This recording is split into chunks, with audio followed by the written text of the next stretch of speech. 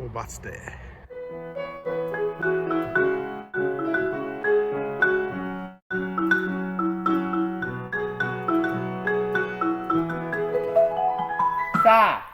Let's go back home. Okay guys, I've got the in-laws up at my place for a few days, and we've come up to a place called Obasute, and I'll tell you why this place is hilarious. So my mother-in-law's directly in front. I'll zoom in. She's the old lady second from the left. So there's an old sort of cultural thing where back in the day when people got too old and they're running out of food, they used to drop the old people off in the mountains. And this place is called Obasute, which means to drop off the old people. So this area here, Obasute, back in the days where people used to drop off their old people. And it's still got this name. So we'll just go out to the viewing area. So I know if you travel around England and places, they've got lots of funny names, and this place is Dump Off the Oldies Mountain. So there's my mother-in-law there on the right, and I told her, you must be a little bit worried that we're coming up here. But anyway, what a nice view.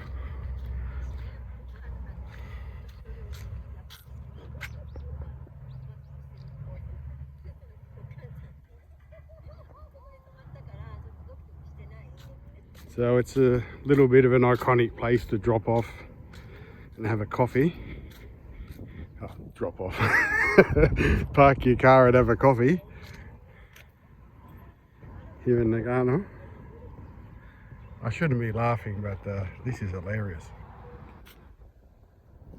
So there's these old Buddhist teachings in Japan where this guy drops off his oldies in a mountain somewhere, and gives his old man a blanket, and his old man rips the blanket in half and gives half of the blanket back to his son, and his son says, "Why are you giving me half the blanket?" He says, "Well, you're going to need this when your son drops you off." And then they abandoned the project and they went back home. So that's one of the sort of the cultural stories here in Japan. But Obasute, dropping the oldies off in the forest, used to be a thing back in the day. I'm not sure of the European cultures back in the day when food was scarce and whatever, and what people did.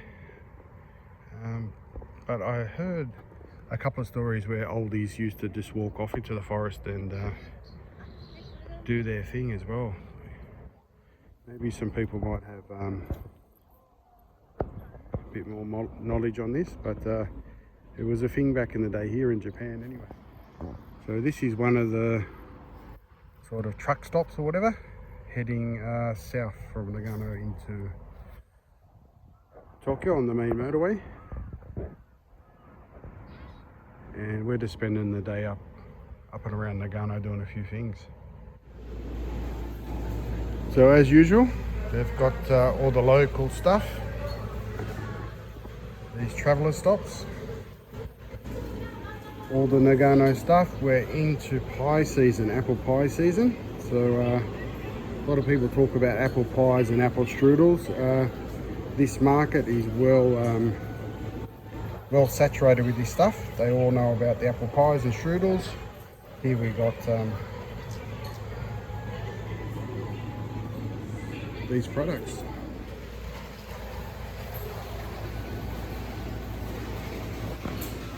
We're right in the middle of the season, and these will be selling like hotcakes now.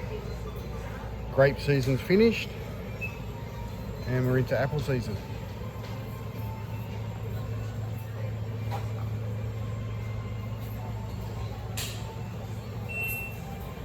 Ringo no sagi, rabbit apple.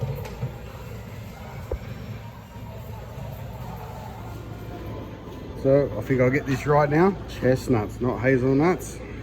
Keep mixing them up.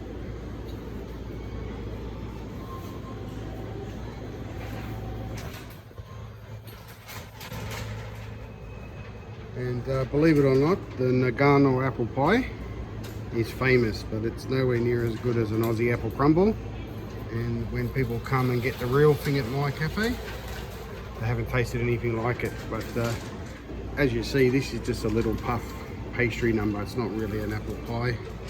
The Americans do a really good deep apple pie, but the Japanese like this flaky stuff.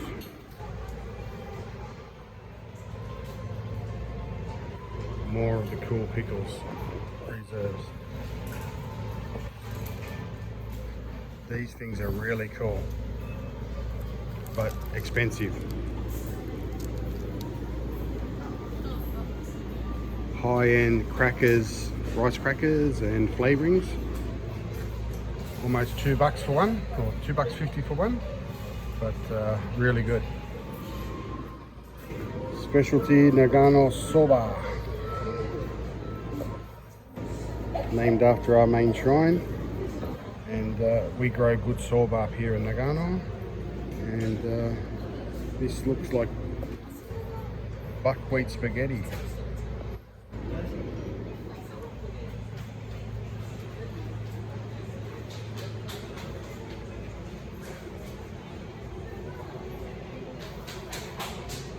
Very cool, all this stuff. You can spend a lot of money in Japan traveling around getting gifts and things for your friends. So never walk into these places hungry, because you'll walk out broke, trust me. My wife just bought an apple vanilla ice cream.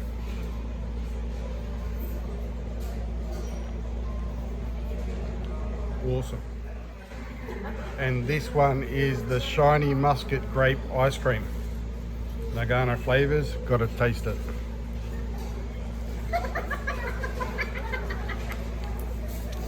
Awesome.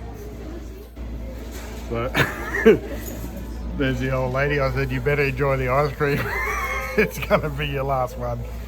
The Japanese have got a sense of humor up in the Obasute Yama. So the Shinshu apple. Shinshu is the name for Nagano. And KitKat even do a Shinshu Nagano flavored apple. So this is how iconic apples are here in Nagano. There's another place, Omori, that also is famous for apples.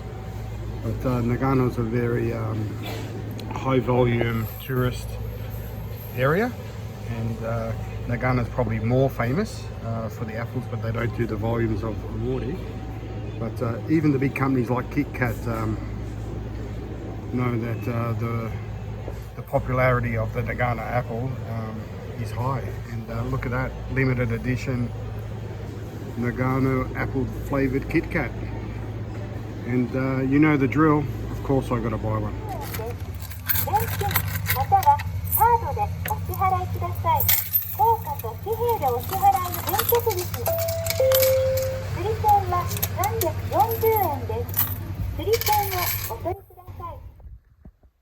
We're just up at a highland lake, not far from my place, about half an hour or so.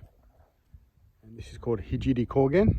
And Kogen's like highlands, I think, in Japanese. And this is the lake. And it has little paddle boats down here. So you can take your girlfriend out on the lake, nice and peaceful. So getting back to that Obasute, the old culture when food was scarce and it was a famine and real crisis in people's families, and having to drop the oldies off in the mountains. This is sort of the reality of life. The welfare state has not been around for too long, and it's not always going to be like that as well. Nobody really knows. And in every culture, hard decisions have to be made. And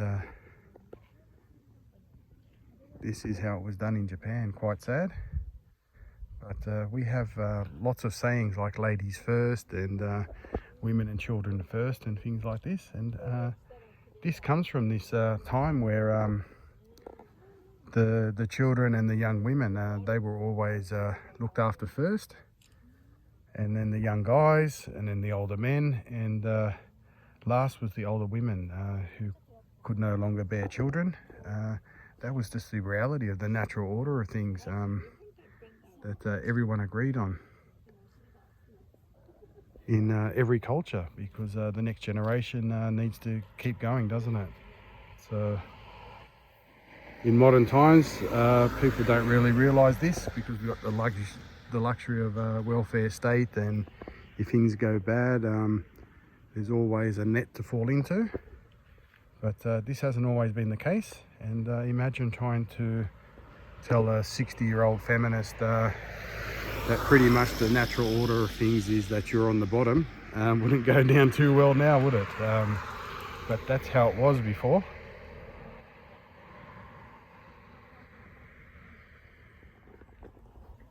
So up the top of this mountain, I think there's like a children's area where they can ascend up on this lift, and they can go down on the toboggan down the mountain. So this area is sort of like a relaxing family area, and plenty of these around Japan.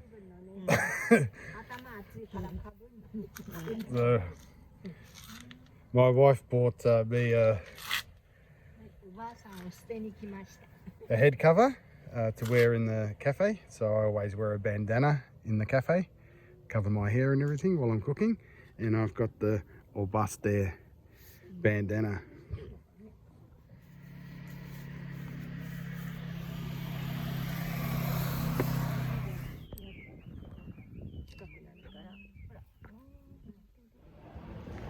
On an apple video I did recently, people were talking about selling apple juice and apple cider. It's not very popular at all, but I've just seen some here. This is non-alcoholic, so you can get it, but it's just not popular. And I've just noticed here, good old Japanese English, prune juice, made from prunes or plumes. So we're just going to have some lunch. Soba buckwheat noodle, tempura, and some pickles. So anyway guys, as always, hope you liked the video.